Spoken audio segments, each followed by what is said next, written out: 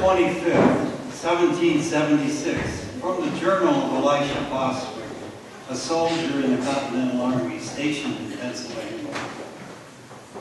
Our whole army was set on motion, and toward evening began to recross the Delaware, but by obstructions of ice in the river, did not get across until quite late in the evening, and all the time a constant fall of snow with some rain. And finally our march began, with the torches of our field pieces stuck in the exalters. They sparkled and blazed in the storm all night, and about daylight a halt was made, at which time His Excellency and aides came near to the front on the side of the path where the soldiers were. I heard His Excellency as he was coming on, speaking to and encouraging the soldiers. The words he spoke as he passed by where I stood and in my hearing were these: "Soldiers, keep by your officers. For God's sake, keep by your officers," spoken with deep, solemn voice. I saw 3 ships go sailing in on Christmas Day, on Christmas Day. I saw 3 ships go sailing in on Christmas Day in the morning. And what was in those ships all 3 on Christmas Day, on Christmas Day? And what was in those ships all 3 on Christmas Day in the morning? Our Savior Christ and His Lady on Christmas Day, on Christmas Day. Our Savior Christ and His Lady on Christmas Day in the morning. We will sail those ships all 3 on Christmas Day, on Christmas Day. We will sail those ships all 3 on Christmas Day in the morning. Oh, they sailed into Bethlehem on Christmas Day, on Christmas Day. Oh, they sailed into Bethlehem on Christmas Day in the morning.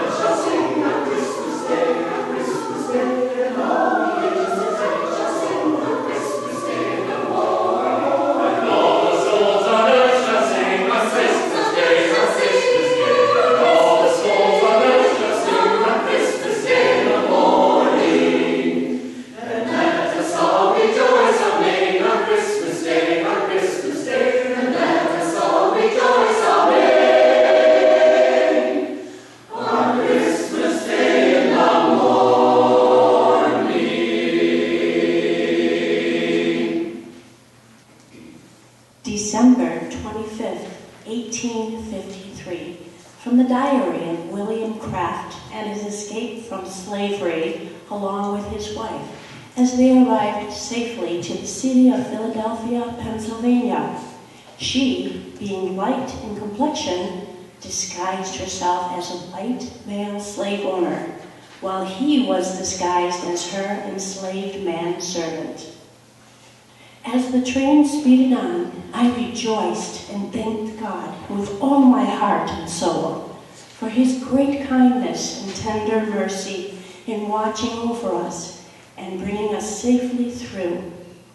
As soon as the train had reached the platform, I hurried out of my carriage to my master, who was really my wife in disguise, whom I got at once into a cab. On leaving the station, my master, or rather my wife, as I may say now, who had from the commencement of the journey borne up in a manner that much surprised us both, grasped me by the hand and said, "Thank God, William, we are safe," then burst into tears and wept like a child. When we reached the home, she was in reality so weak and faint that she could scarcely stand alone. However, I got her into the apartments that were pointed out, and there we knelt down on this Sabbath and Christmas Day, a day that will ever be memorable to us, and poured out our heartfelt gratitude to God for His goodness in enabling us to overcome so many perilous difficulties in escaping out of the jaws of the wicked. Go. Go tell it, go. Tell it on the mountain, go. Go tell it, Jesus the Christ is born. Go. Go tell it, go. Tell it on the mountain, go. Go tell it, Jesus the Christ is born. Go. Go tell it, go. Tell it on the mountain, go. Go tell it, Jesus the Christ is born. Go tell it on the mountain, over the hills and everywhere. Go tell it on the mountain, that Jesus Christ is born. Tell it on the mountain, tell it on the mountain, tell it on the mountain, tell it on the mountain. I was a sailor, I brave of night and day. Go tell it. I asked the Lord to lead me, and He showed me the way. Go tell it on the mountain. Go tell it, go. Tell it on the mountain, go. Tell it on the mountain. Go tell it, Jesus Christ is born. Go tell it on the mountain. Go tell it on the mountain. Go tell it on the mountain. Go tell it, Jesus Christ is born. Go tell it on the mountain. Go tell it, go. Tell it on the mountain. Go tell it on the mountain. Go tell it. Jesus Christ is born. Jesus Christ is born. Jesus Christ is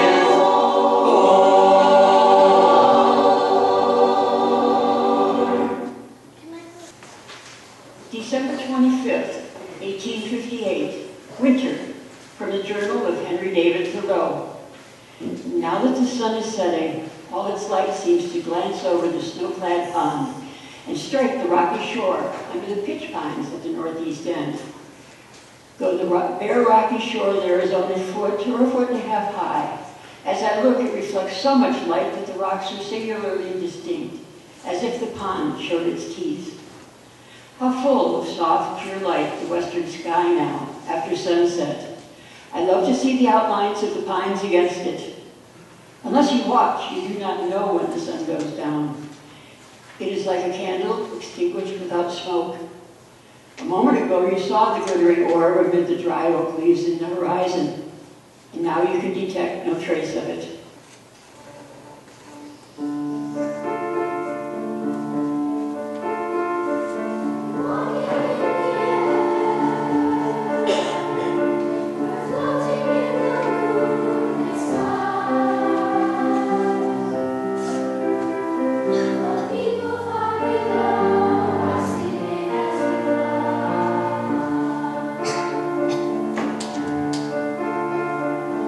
Holy Spirit,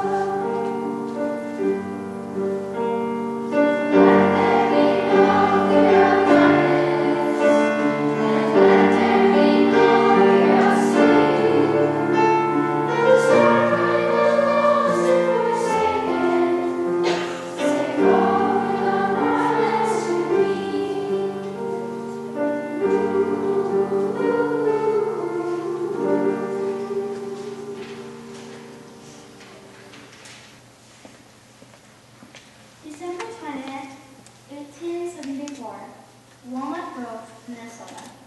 From Laura Ingalls Wilder, Pioneer Girl, the Anna Payne autobiography. When Christmas came, there was a Christmas tree in the church in town.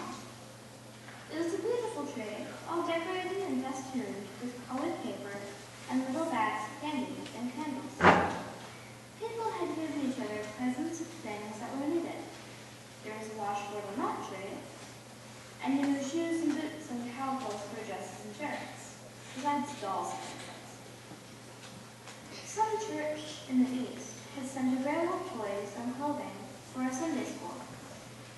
And my present from this barrel was little for a collar or a tippet to keep my throat warm. I was so pleased I could hardly speak, and managed to say thank you for Reverend Alden when Mom looked at me.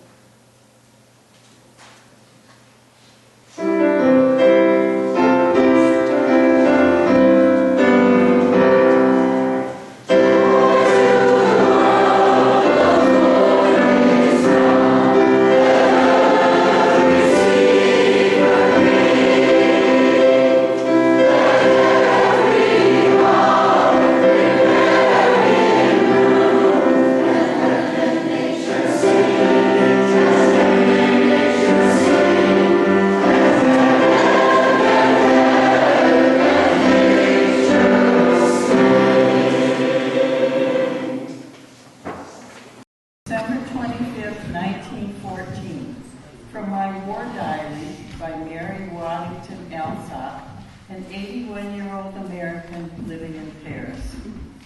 December 24th, 1914, the war diary of Peta Kerr, a 13-years-old German girl. I went to the American church this morning. I felt I must hear Hark the Herald Angels Sing. There was quite a large congregation, several soldiers in uniform. Grandma Willie and I went to the Old Town Church for Christmas service. The market was quite full of silent people. The bells rang and then stopped. We went through the porch and sat in our seats. Suddenly, the organ began to play. First a voluntary, but the tune of Silent Night, Holy Night could definitely be recognized. Everybody bowed their heads as if an order had been given and began to sob and cry. Then the melody was brought out clearly, and we sang as well as we could. After church, at the party for the soldiers, we found the hospital under arms. We lighted the tree at once, the two big convalescent soldiers helping. All the others had been kept carefully away so as to have a surprise. The tree was really lovely, all white. Nothing on it but white candles and shining silver ornaments. The packages, one for each soldier, were piled up on the table. When the last candle was lighted, the doors were opened and the men came in. A soldier priest, just from the front, with his vestment over his uniform, made a short prayer and blessed the tree. The men sang very well, the Old Noel of Adolf Adam.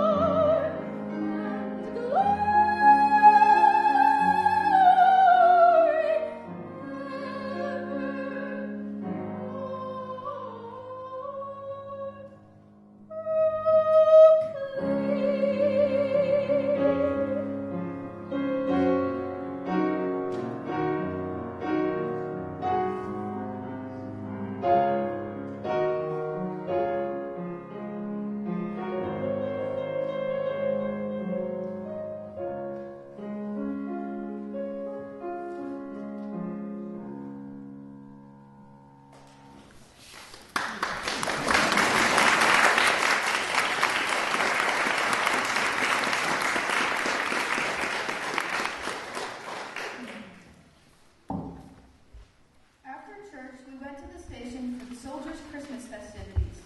It was brightly lit inside. The little Christmas tree stood on a long table, which was covered with a white cloth and laid out with Christmas packets for the soldiers. As we walked in, they all cried, "Ah!" as though we were the life and soul of the party. The Red Cross ladies had been expecting Grandma, as had also the soldiers. Grandma now lit the lights on the Christmas tree. Nearly all the soldiers present sat or stood in silence in front of the lighted candles, some of them crying bitterly. Our gramophone, which we had lent them, played "There Is a Rose in Bloom."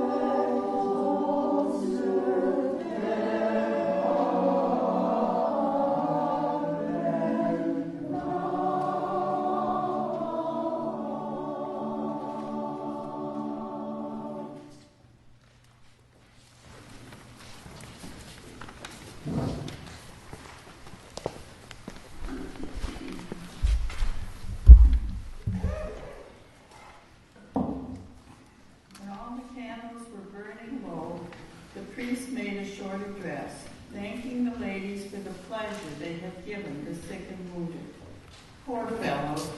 I wonder where they will all be next Christmas. We had a quiet family dinner and tried not to think of the other Christmases when we were all happy and war never crossed our brains. Now we are all in bed. The house is dark. What are they doing out there, all of them? Please, please, dear God, do bring the war to an end. December 25th, 1930, caroling on Christmas morning from the memoirs of Mary Pennypacker Scudder of Haddonfield, New Jersey. The year was 1930. In that year, a tradition began. Our dad was a barbershop quartet nut, and he had been busy teaching his children to sing parts. I, at age 9, was the tenor, and my sister Carol, age 8, was the baritone.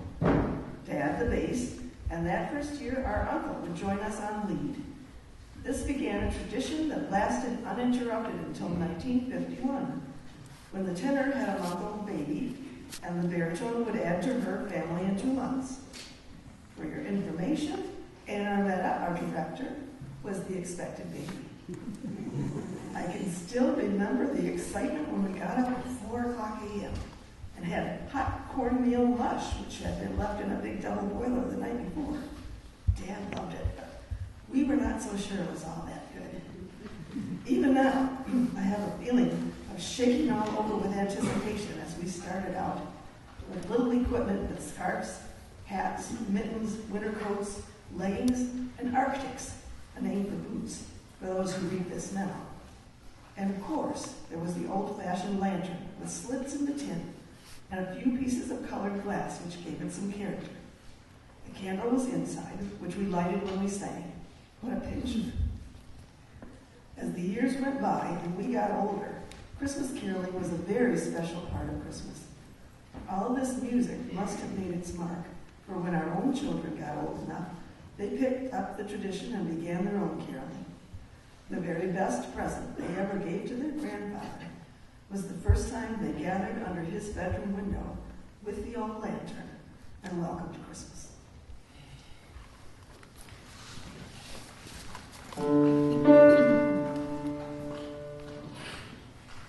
On Christmas morn away we went through towns that peaceful lie.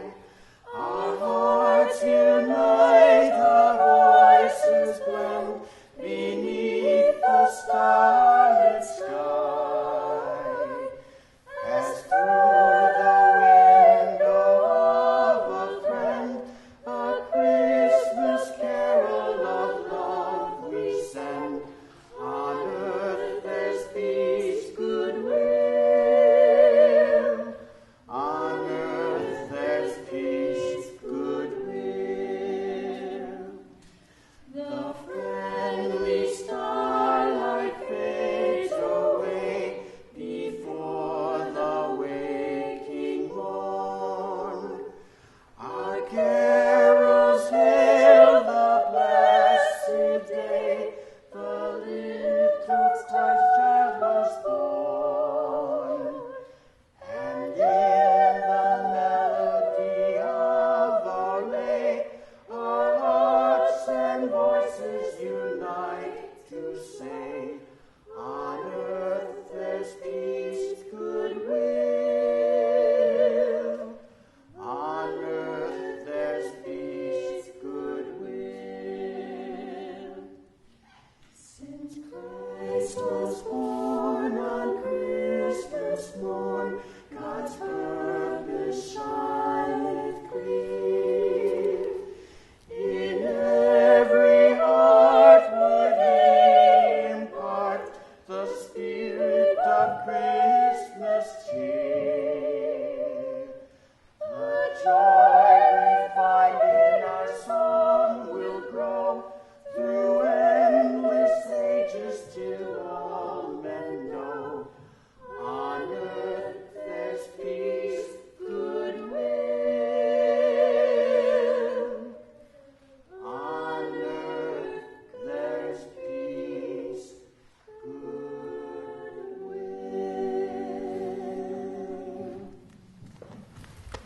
December 25th, 1943.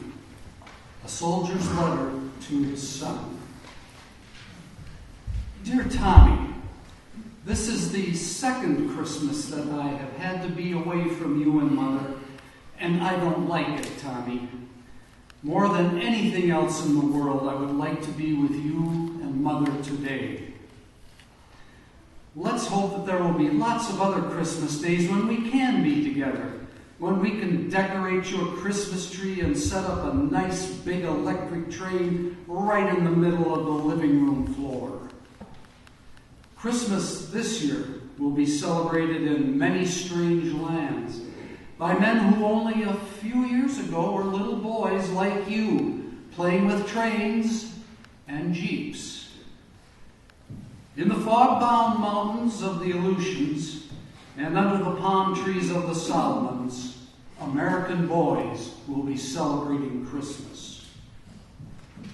It is a strange background for an American Christmas, and yet it is no stranger than the background of the very first Christmas. Sometimes I think that one of the reasons we are fighting this war is because we want to save Christmas, because we want to play on the floor with electric trains, because we want to be free to live as we want to. But Christmas should be more than just external things, Tommy. Christmas should be something that guides your life just like the Star of Bethlehem guided the shepherds that first morning.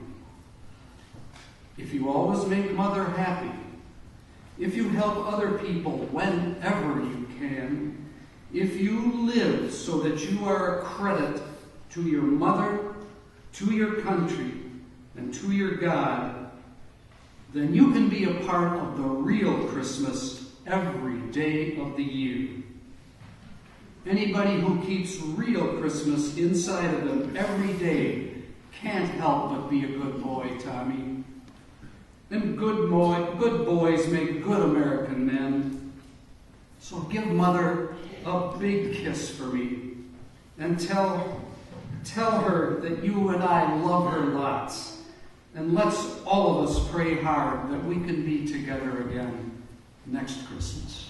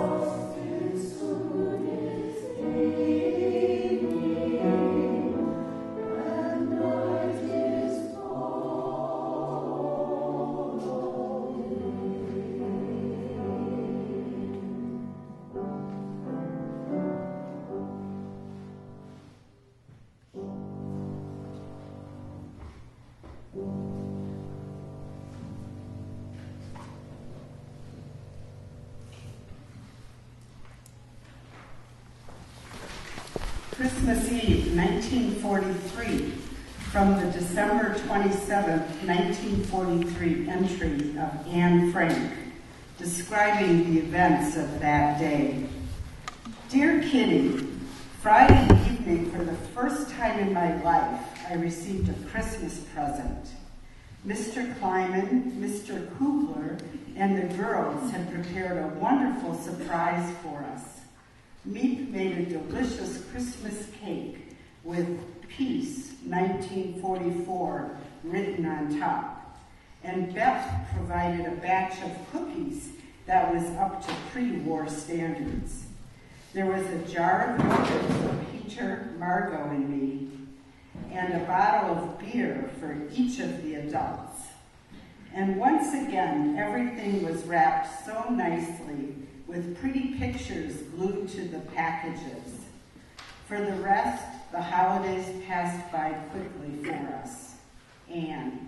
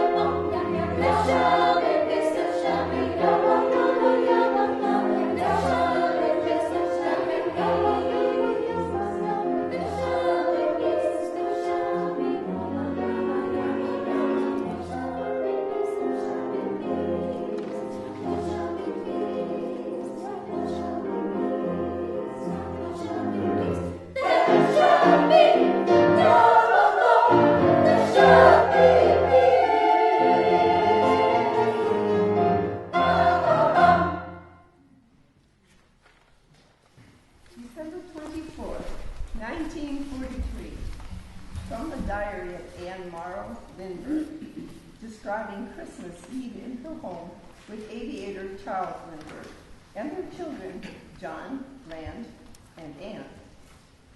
We light the fire and all the candles, and we have our little service. The children are fresh with excitement and a Christmas wonder. They all sit together on the sofa looking at the creche with Charles. We play carols on the Victrola first, all the old familiar ones. Anne's face lights up with Silent Night, and she turns to me in recognition. I have sung it so often with Land this week. Land says, "We are singing to them," looking at the creche. Then I read the verses of the Bible. There went out a decree. And then we blew out the candles and we went up to bed. It was lovely and quiet. The children were hushed and expectant and happy, as though they had shared something secret and something holy too. John said, "That's the nicest Christmas Eve we ever had." And Charles said so too. I was happy. Yes, this was Christmas, a touch of it, as I want them to remember it. And that memory of a night like this would last a whole lifetime too. I quote Dostoevsky, "And even one good memory may be the means of saving us."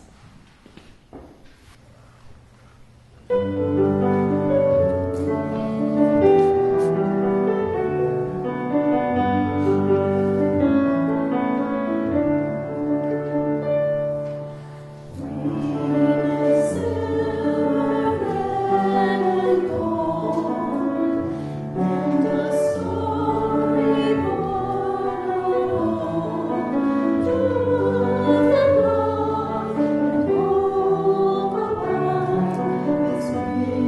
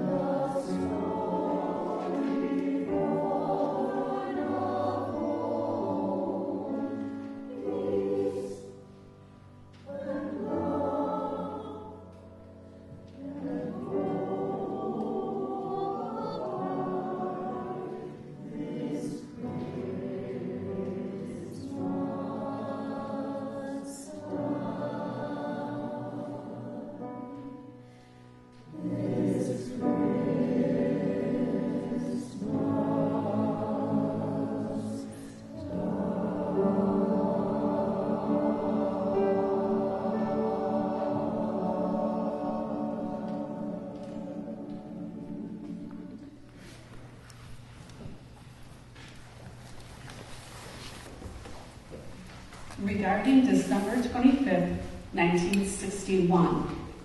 A letter from President John F. Kennedy to Miss Michelle Rashan of Marine City, Michigan.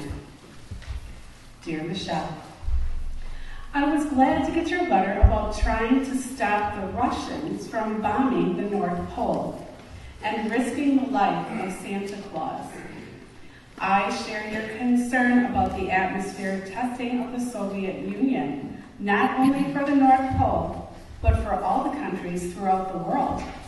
However, you must not worry about Santa Claus. I talked with him yesterday, and he is fine. He will be making his rounds this Christmas. Sincerely, John Kennedy.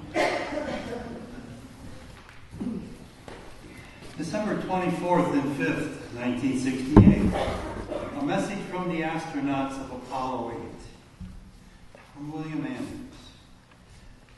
For all the people on Earth, the crew of Apollo 8 has a message we would like to send you. In the beginning, God created the heaven and the earth. And the earth was without form and void. And the darkness was upon the face of the deep. And the Spirit of God moved upon the face of the waters. And God said, "Let there be light." And there was light. And God saw the light, that it was good.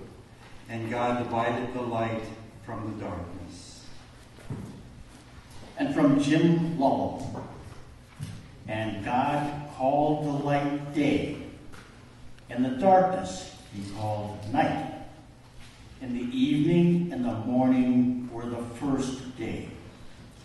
And God said, "Let there be a firmament in the midst of the waters, and let it divide the waters from the waters." And God made the firmament, and divided the waters which were under the firmament from the waters which were above the firmament. And it was so. And God called the firmament heaven. And the evening and the morning were the second day. And from Frank Borman. And God said, "Let the waters under the heavens be gathered together unto one place, and let the dry land appear." And it was so. And God called the dry land earth, and the gathering together of the waters called he seas.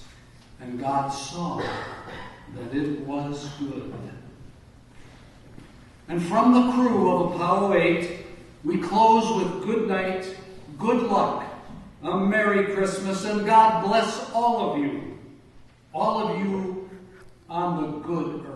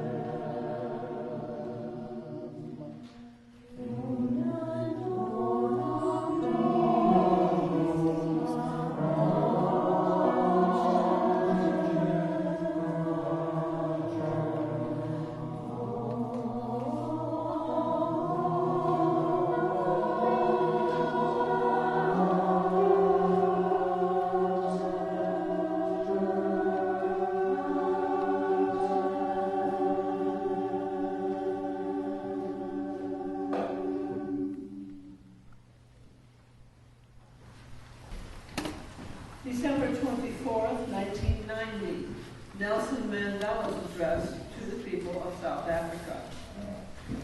Fellow South Africans, it is my privilege to speak to you today on Christmas Eve, the first Christmas in almost 30 years that I have been able to spend with my beloved family, my closest colleagues, including our president, Oliver Tambo, and you, our people.